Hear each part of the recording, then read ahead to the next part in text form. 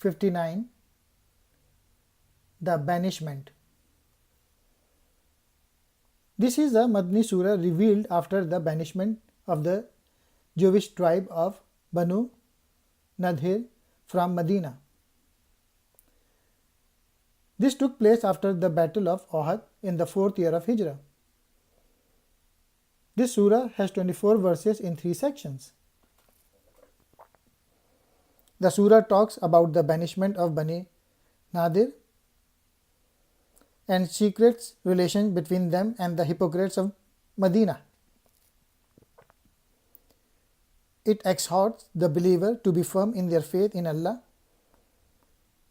and gives some of the beautiful names of Allah. Introduction to the sections. Number 1. The banishment of the Jewish tribe of Banu Nadhir, the distribution of the spoils. Number 2. The false promises of the hypocrites. Number 3.